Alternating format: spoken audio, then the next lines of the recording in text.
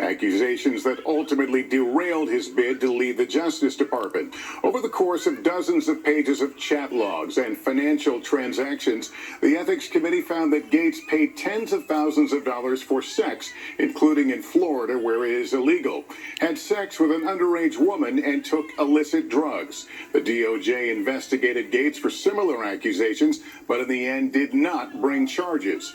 Gaetz has denied breaking the law throughout, and as Ryan Nobles reports, remains defiant as ever tonight. Tonight, a bombshell report on Capitol Hill.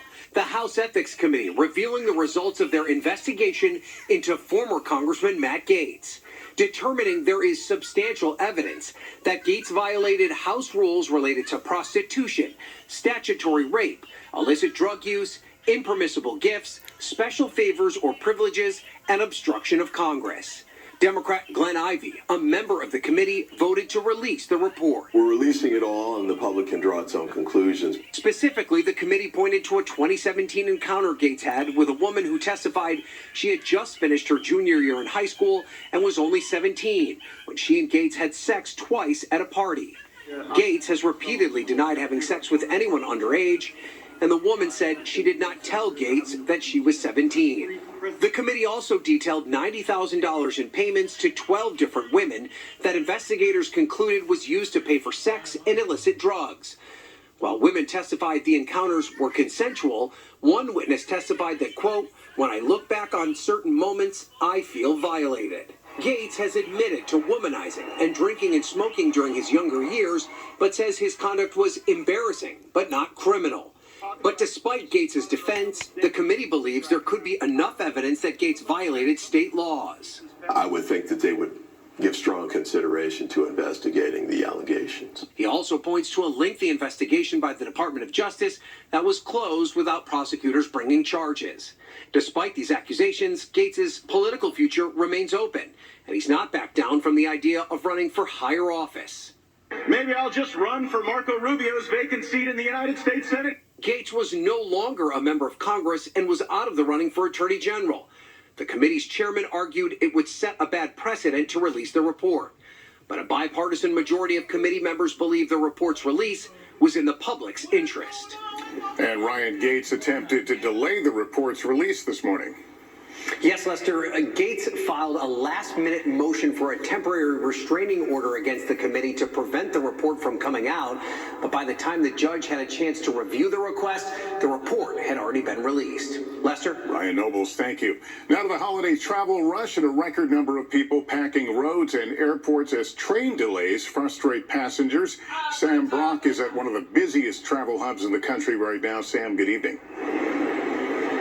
Yeah, Lester, good evening. Passengers are still sprawled out here at Penn Station. There are so many people in spaces, it's difficult to move. Lester, Amtrak did say tonight they have resolved their signal issues, but crew congestion right now, crew constraints, is affecting trains from Washington, D.C. all the way to Boston. They're trying to deal with that as we look right now at the heart of the Christmas travel holiday.